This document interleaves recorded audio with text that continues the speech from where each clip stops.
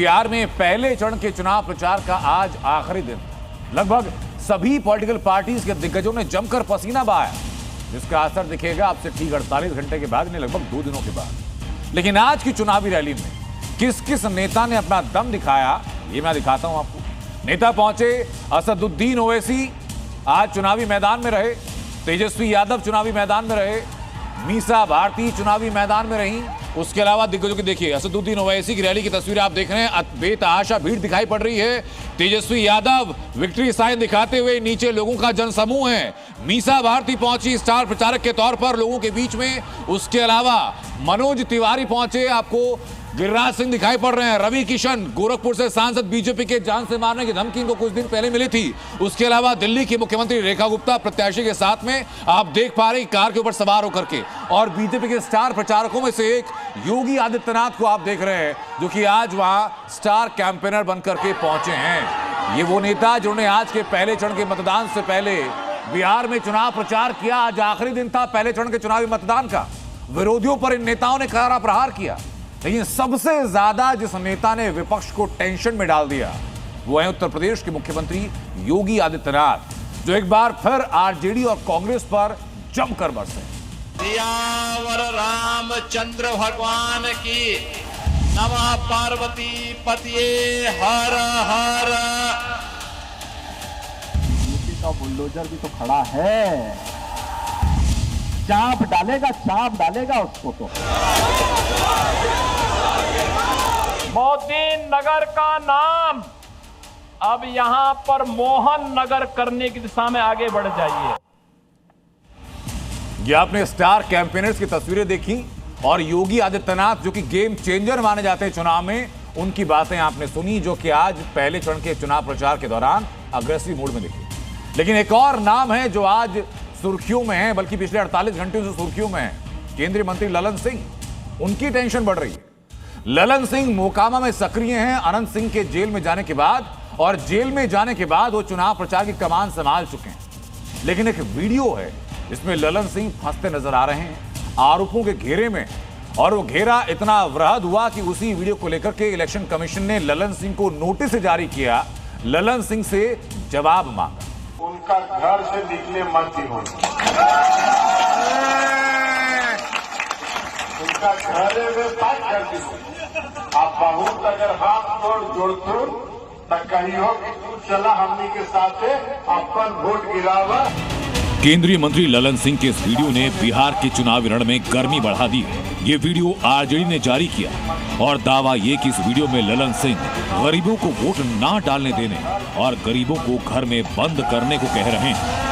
आरोप ये कि इस वीडियो में चुनाव आयोग पर भी टिप्पणी की गई है। चुनाव के दिन उनका घर से निकले मत ही होना, उनका घर में बात कर दी। आप बहुत अगर हाथ जोड़ तब कहियो कि तू चला हमनी के साथ अपन वोट गिरावा। हालांकि अब इस वीडियो पर चुनाव आयोग ने संज्ञान लिया, ललन सिंह को नोटिस भेजा, ललन सिंह से जवाब मांगा। लेकिन मुसीबत यहीं खत्म नहीं होती। दुलारचंद हत्याकांड में मोकामा से जेडीयू उम्मीदवार अनंत सिंह के जेल जाने के बाद उनके चुनाव की जिम्मेदारी संभाली है केंद्रीय मंत्री ललन सिंह ने। ललन सिंह अनंत सिंह के लिए जनसभाएं कर रहे हैं, अनंत सिंह को बेकसूर बता रहे हैं और कह रहे हैं कि अनंत सिंह जेल गए लेकिन कानून के सम्मान में। अनंत बाबू ने नीतीश कुमार जी के कानून का राज का सम्मान किया है और सम्मान करके आज वो हम लोगों के बीच में नहीं है। और जब हम लोगों के बीच में नहीं है तो हम सबों का दायित्व है कि एक एक व्यक्ति अनंत सिंह बन के चुनाव लड़े। ललन सिंह के दोनों वीडियो पर विरोधी पार्टियां हमलावर हैं। अनंत सिंह के बाद अब ललन सिंह भी विपक्ष के निशाने पर हैं। ललन सिंह के बयानों पर सवाल उठाए जा रहे हैं तो एनडीए के नेता उनके वीडियो से छेड़खानी की आशंका जता रहे हैं। उनका उस समय जो बोल रहे थे है क्या कि वीडियो क्लिप में कितना सा वीडियो चलता है, इसको भी ये देखने का विषय है। इसीलिए उस पर जो है अभी तब तक कुछ नहीं कहा जा सकता है, जबकि ओरिजिनलिटी उसमें क्या है इसको देखना पड़ता है। नलन सिंह ने जिस तरह से नलन सिंह का वीडियो जो वायरल हो रहा है उसको लेकर क्या मेरा सीधे कहना है कि ये सवाल अगर आपका मौका लगे तो प्रधानमंत्री जी से पूछना कि किस मुंह से जंगल राज बोलते हैं आप। चुनाव आयोग से पूछिए क्या हो गया है, सेलो टेप लगा लिया है क्या। उधर अनंत सिंह का एक और वीडियो वायरल है जिसमें एक पुलिसकर्मी अनंत सिंह का पंखा और ब्रीफकेस ले जाता दिखाई पड़ता है। आरजेडी ने इस वीडियो पर सवाल उठाए और दावा ये कि वीडियो गिरफ्तारी के बाद का है। कुल मिलाकर अनंत सिंह और अब लल्लन सिंह विवादों के एपिसेंटर बन चुके हैं, जिसके बाद बिहार के रण में मोकामा का चुनाव बहुत दिलचस्प हो चुका है। ब्यूरो रिपोर्ट, जी मीडिया। एक दोहा है जो मुझे याद आ रहा है, रहीम दास जी का दोहा है जो उस खबर पर एकदम सटीक बैठता है जो मैं बताने जा रहा हूं। दोहा है, रहीमन चुप हो बैठिए देखी दिनन के फेर, जब नीके दिन आई हैं बनत न लगी ही थे। यानी जब खराब समय चल रहा हो तो व्यक्ति को शालीन होना चाहिए, बड़बोला नहीं होना चाहिए, शांत रहना चाहिए, क्योंकि अच्छे दिन कभी भी आएंगे। लेकिन शायद तेजस्वी यादव इस ज्ञान से वाकिफ नहीं है।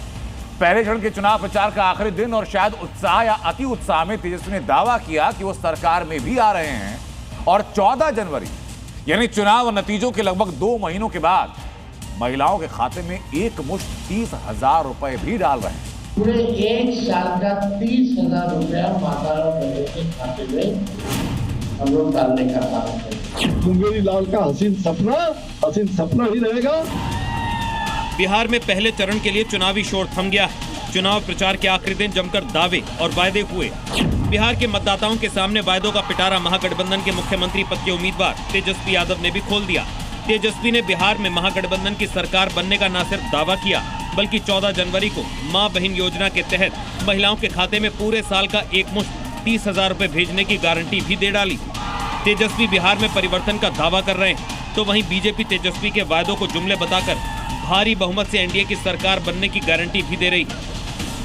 सरकार जो है बनने जा रही है और सरकार बनते ही मां बहन मान योजना के तहत पूरे 1 साल का 30,000 रुपया माता और बहनों के खाते में हम लोग डालने का काम करेंगे। तेजस्वी यादव जी का वही हाल है, मरता क्या नहीं करता। और अब उनको लग रहा है कि फिर से बिहार की जनता जंगल राज पसंद नहीं करेगी, जंगल राज बिहार में नहीं आने देगी, और इसीलिए अब जो है जुमलेबाजी करना तेजस्वी यादव जी और राहुल गांधी ने शुरू कर दिया है। पहले चरण के लिए चुनावी शोर खत्म होने से पहले तेजस्वी के वायदों पर सियासी महाभारत छिड़ गई है। एनडीए तेजस्वी और महागठबंधन पर हमलावर है। बीजेपी सांसद रवि किशन कह रहे हैं कि 14 नवंबर को बिहार जंगल राज से दूर रहने का बड़ा उत्सव मनाएगा। वहीं कांग्रेस कह रही है कि बीजेपी बिहार में अपने 20 साल के फेलियर को छिपाने में लगी है।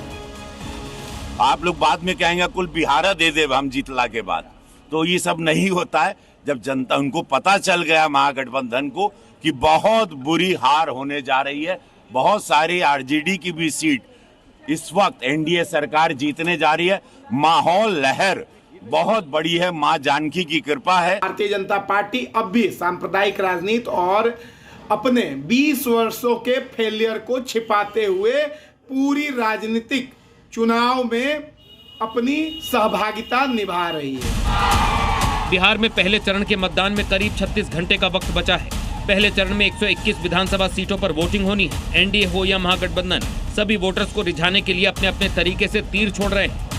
तेजस्वी बड़े बड़े दावे और वायदे कर रहे हैं तो एनडीए तेजस्वी के वायदों को उनका अति आत्मविश्वास बता हवाई दावे बता रही है और एनडीए की बड़ी जीत की हुंकार भर रही है।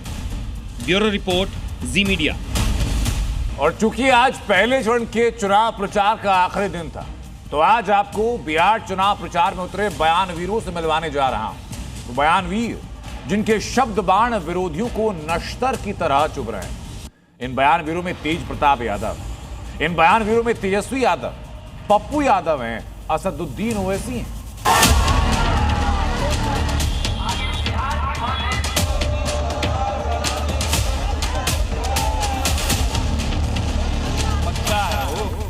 चुनाव बाद उसको झुनझुना पकड़ाएंगे, जो बोलते हो बोलने दीजिए। भी बोल सकता है, कोई भी कुछ भी बोल दे रहा है। अगर आंख से देखोगे तो आंख निकाल लेंगे, उंगली निकालोगे तो उंगली काट लेंगे, जुबान संभाल करके नहीं बोलोगे तो जुबान काट लेंगे। तेजस्वी तुम्हारा अमित भाई न तो ज्योतिष हैं न तो भविष्यवक्ता हैं। इसका मतलब है कि वो चोरी करके सरकार बनाना चाहते हैं।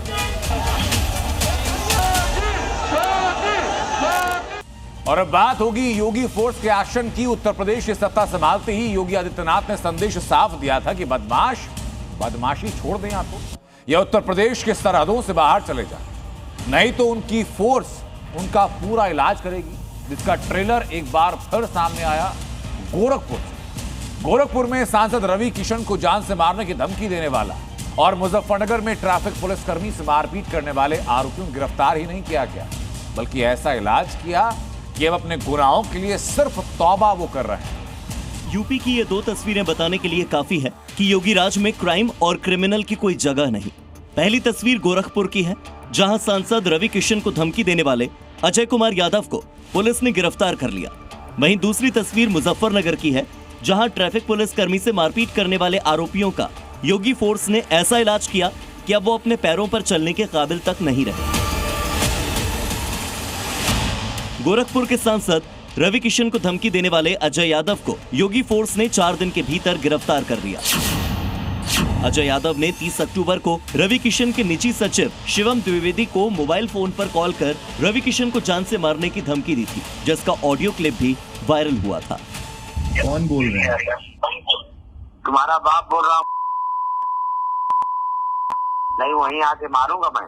अरे क्या हो गया भाई साहब, क्यों गाली दे रहे हैं फोन पे? वो यादव समाज को कह रहा है कि यादव समाज के कार्यालय, मेरी बात सुनो शिवम जी, आप उसके कार्यालय से बोल रहे हो, हाँ या ना बोलो? हाँ मैं बोल रहा हूँ, उनका मैं निजी सचिव हूँ, शिवम द्विवेदी मेरा नाम है, बोलिए। हाँ द्विवेदी जी, मैं तुम्हारी पूरी कुंडली मेरे पास है। अच्छा, सुबह को मुलाकात भी कर लूंगा। कहाँ? गोरखपुर में? समझा दो कि गोरखपुर में? आप गोरखपुर में हैं? हाँ जी। क्या नाम है, शुभ नाम आपका? मेरा शुभ नाम अजय कुमार यादव है। कहाँ रहते हैं यादव जी? आरा से बोल रहा हूँ, आरा से। तो आप कह रहे हैं ना सुबह मुलाकात, तो आरा में कहाँ गाँव है आपका? सुबह तुम्हारे पास ही आ जाऊँ? आ जाएंगे तो ठीक रहेगा यादव जी। लेकिन रवि किशन को बुला लो, गोली मार दूंगा तुरंत, चाहे मुझे फांसी हो जाएगी। रवि किशन को धमकी देने वाले अजय यादव ने अपना पता बिहार के आरा का बताया था। पुलिस ने सर्विलांस से आरोपी की लोकेशन पता की और फिर पंजाब के लुधियाना से अजय यादव को अरेस्ट कर लिया। योगी फोर्स ने मुजफ्फरनगर में भी ट्रैफिक पुलिस कर्मी की पिटाई करने वाले आरोपियों को कानून का पाठ पढ़ा दिया। पकड़े गए 3 आरोपियों का ऐसा इलाज किया कि अब वो ठीक से अपने पैरों पर चल तक नहीं पा रहे।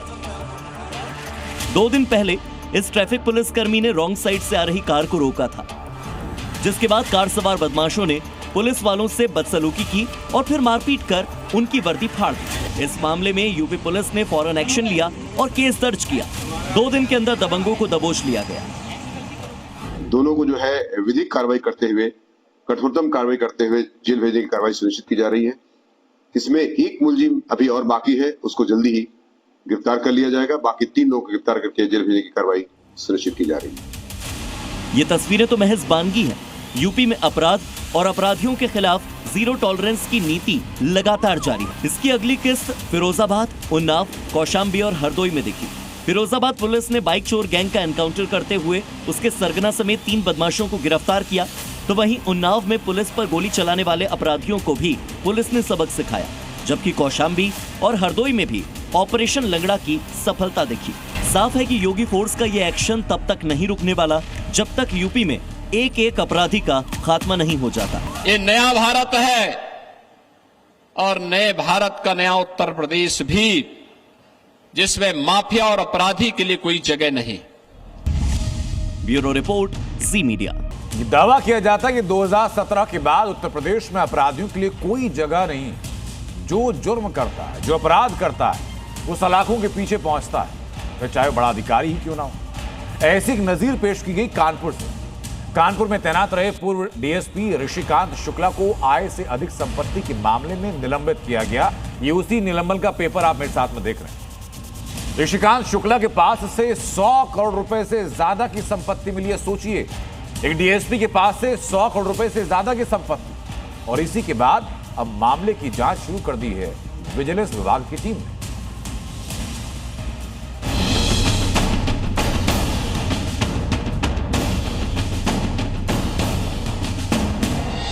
करोड़ रुपए की अकूत संपत्ति के मालिक डिप्टी एसपी ऋषिकांत शुक्ला को योगी सरकार ने निलंबित कर दिया है। ये तस्वीर पूर्व डीएसपी ऋषिकांत शुक्ला की है, जिन्हें आय से अधिक संपत्ति मामले में निलंबित कर दिया गया है। एसआईटी की टीम ने जब ऋषिकांत शुक्ला की कमाई की जांच की तो खाकी के दामन पर लगे दाग का सच भी सामने आ गया, जिसने पूरे पुलिस महकमे को हिलाकर रख दिया। कानपुर में लंबे समय तक तैनात रहे ऋषिकांत शुक्ला की 100 करोड़ से भी ज्यादा संपत्ति का पता चला है। ऋषिकांत शुक्ला 1998 से 2009 के बीच कानपुर में तैनात थे। इन पर एसओजी में तैनाती के दौरान काफी भ्रष्टाचार के आरोप हैं। ठेकेदारी और बिल्डिंग निर्माण के नाम पर जमीन कब्जाने के भी आरोप हैं। माफिया अखिलेश दुबे से गठजोड़ कर लोगों से जबरन वसूली की, फर्जी मुकदमे में फंसाने की धमकी देकर कई लोगों से पैसे वसूले। सूत्रों के मुताबिक नोएडा, पंजाब और चंडीगढ़ समेत कई शहरों में इनकी बेनामी संपत्तियां हैं। कानपुर के आर्य नगर में भी 11 दुकानें और कई प्लॉट मिले हैं। इसके अलावा उन्नाव और फतेहपुर में बिल्डरों के साथ जमीन कब्जाने और निवेश के सबूत भी मिले हैं। 100 करोड़ रुपए की अकूत संपत्ति के मालिक डिप्टी एसपी ऋषिकांत शुक्ला को योगी सरकार ने निलंबित कर दिया है। एसआईटी ने अपनी जांच में पाया कि ऋषिकांत शुक्ला के पास 12 जमीनें और 11 दुकानें हैं, जिसकी कीमत 100 करोड़ रुपए से भी ज़्यादा की आकी गई है। आपको बता दें तो ऋषिकांत शुक्ला माफिया अखिलेश दुबे के काफ़ी करीबी बताए जाते हैं और लगभग 10 सालों तक कानपुर में पोस्टिंग के दौरान इन दोनों ने मिलकर लोगों को फर्जी मुकदमे में फंसाया और उनकी जमीनें हड़प ली।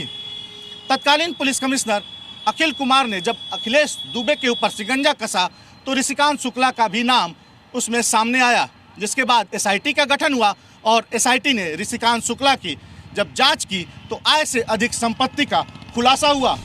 यूपी पुलिस की वर्दी पर दाग लगाने वाले ऋषिकांत शुक्ला का पर्दाफाश होते ही उनको सस्पेंड कर दिया गया है और अब विजिलेंस जांच के आदेश भी दे दिए गए। कल शासन का एक आदेश हम लोगों को प्राप्त हुआ है, जिसमें ये जानकारी दी गई है कि जो हमारे पूर्व सीपी थे उनके रिकमेंडेशन पर ऋषिकांत शुक्ला जो यहाँ पे कई पदों पर नियुक्त रहे हैं, उनके खिलाफ विजिलेंस की जाँच शुरू कर दी गई है। बाद में ये भी पता चला कि उनका निलंबन कर दिया गया है। खाकी के दामन पर दाग लगा तो विपक्ष को निशाना साधने का मौका भी मिला। अखिलेश यादव ने सवाल उठाया कि जब एक अधिकारी के पास से 100 करोड़ की संपत्ति मिली तो उनके ऊपर वालों के पास कितनी संपत्ति होगी। ऋषिकांत शुक्ला सस्पेंड होने से पहले मैनपुरी में तैनात थे, जहां कई तरह की गड़बड़ियों की शिकायत मिलने पर एसआईटी की जांच में उनके काले कारनामों का सच सामने आया। विजिलेंस की टीम अब उनके बैंक खातों के साथ निवेश और बेनामी संपत्तियों की भी जाँच कर रही है और माना जा रहा है कि जल्द ही उनकी गिरफ्तारी के साथ संपत्ति कुर्की की कार्रवाई भी हो सकती है, क्योंकि योगी राज में किसी भी तरह के अपराध और अपराधियों के लिए कोई जगह नहीं है। ब्यूरो रिपोर्ट, जी मीडिया। अब बात एसआईआर को लेकर के। एसआईआर की चर्चा बिहार चुनाव के दौरान बहुत ज्यादा हुई, 12 राज्यों में फिर उसकी चर्चा की गई।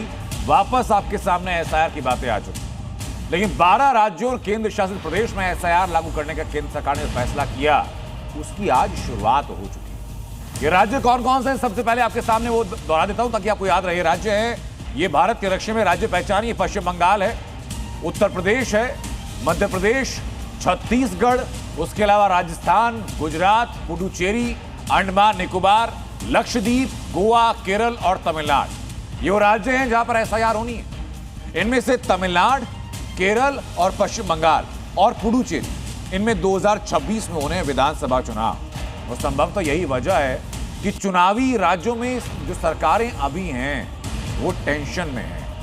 कौन कौन सी सरकार टेंशन में, उसकी मैं बांध के दिखाता हूं आपको। इसमें सबसे ऊपर जहां टेंशन है वो पश्चिम बंगाल है। मेरे पीछे आप वो तस्वीरें भी देख सकते हैं, कलकत्ता की तस्वीरें हैं जहां एसआईआर को लेकर विरोध प्रदर्शन किया गया। सबसे आगे चल रही है पश्चिम बंगाल की मुख्यमंत्री ममता बनर्जी, आज एसआईआर के विरोध में सड़कों पर उतर आई।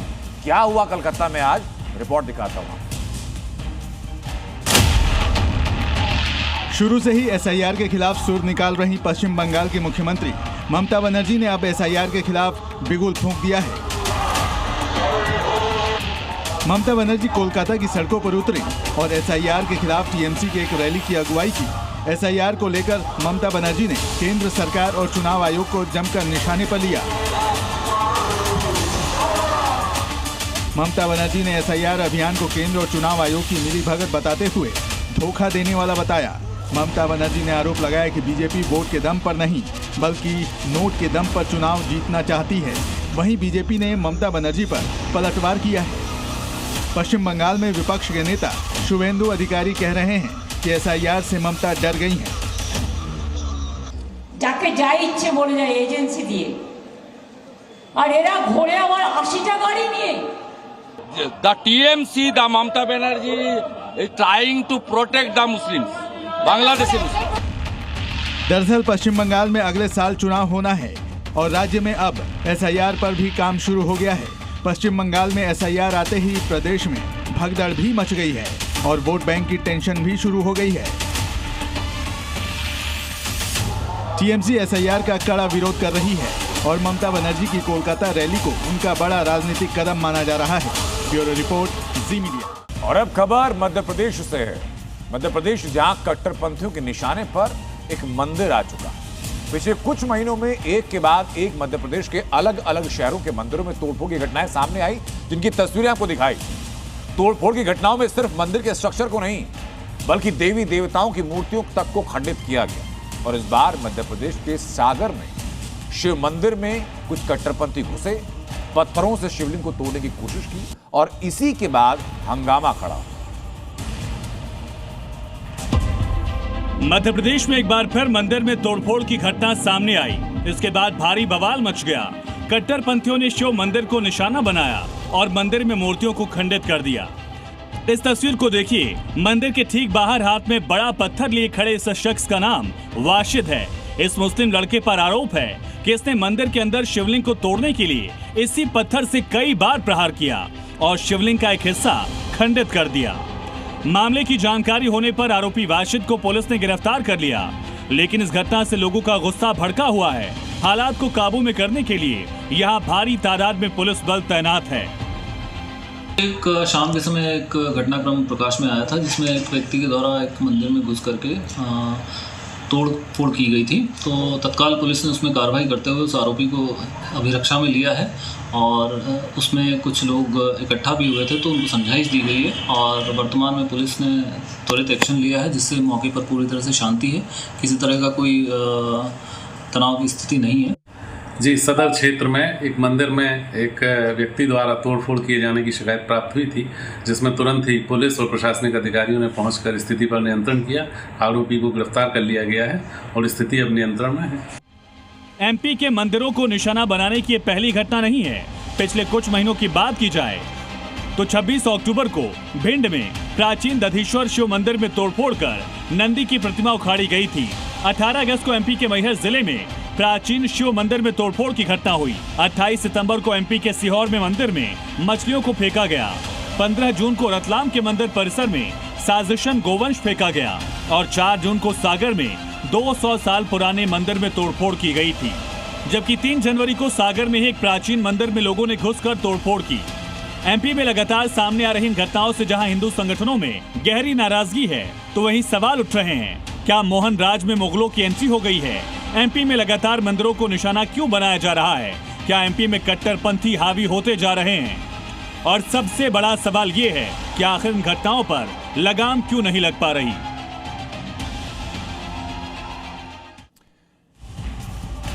ऐसी जितनी घटनाएं होती हैं या कट्टरपंथी कृत्यों के लिए मुखर आवाज एक और हैं, वो हैं महाराष्ट्र सरकार के मंत्री नीतीश राणे। नीतीश राणे कई बार अपने बयानों की वजह से सुर्खियों में रहते हैं, आलोचना का शिकार होते हैं और इस बार भी वजह है उनका मुस्लिम विरोधी बयान। बिना नाम लिए मुसलमानों पर नीतीश राणे ने हमला किया और इस बयान के सामने आने के बाद सबसे ज्यादा विरोध दर्ज कराया गया मुस्लिम धर्म गुरुओं के द्वारा।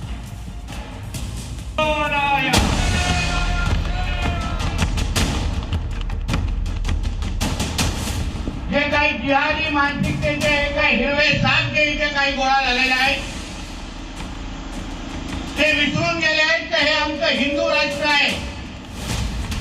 नीतीश राणे जब भी बोलते हैं बवाल मच जाता है। महाराष्ट्र सरकार में मंत्री नीतीश राणे एक बार फिर मुसलमानों पर जमकर बरसे हैं। पालघर में पीड़ित हिंदू परिवार से मिलने के बाद नीतीश राणे ने हिंदू राष्ट्र की दुहाई देते हुए इशारों ही इशारों में मुसलमानों पर तीखा हमला किया। जे काही जिहादी मानसिकतेचे काही हिरवे साप जे इथे काही गोळा झालेले आहेत ते विसरून गेले आहेत तर हे आमचं हिंदू राष्ट्र आहे आणि या हिंदू राष्ट्रामध्ये हे सर्व धर्म समभावाची पिपडी आम्ही वाजवणार नाही। या हिंदू राष्ट्रामध्ये पहिलं हिंदूंचं हित बघितलं जाणार आणि मग सगळ्या जणांना मोजलं जाणार। अब नीतीश राणे के हरे सांप वाले बयान पर घमासान मच गया है। ऑल इंडिया मुस्लिम जमात के राष्ट्रीय अध्यक्ष मौलाना शहाबुद्दीन बरेलवी ने नीतीश राणे को मुस्लिम विरोधी बताया है। हालांकि संत समाज नीतीश राणे के बयान का समर्थन कर रहा है। 1857 से लेकर के 1947 से लेकर अब तक ऑपरेशन सिंदूर तक हमने कुर्बानियां दी। हम क्यों चले जाएं पाकिस्तान, इस्लामाबाद क्यों चले जाएं? अगर जाना है तो नीतीश राणे जाएं, मुसलमान नहीं जा सकता है। ये हिंदुस्तान, ये हमारे बाप दादा पुरखों की सरजमीन है। भारत एक सांस्कृतिक देश है, भारत में रहना पड़ेगा तो भारतीयता होनी चाहिए और भारतीय सनातन संस्कृति भी होनी चाहिए। जिसके अंदर भारतीय सनातन संस्कृति नहीं है उसे भारत में रहने का कोई अधिकार नहीं है। नीतीश राणे के बयान पर बखेड़ा मचा है। हालांकि ये पहली बार नहीं है जब नीतीश राणे के मुसलमानों से जुड़े बयान पर घमासान मचा है। पहले भी राणे का गोल टोपी वाला बयान विवाद खड़ा कर चुका है और अब हरे सांप पर संग्राम छिड़ गया है। ब्यूरो रिपोर्ट, जी मीडिया।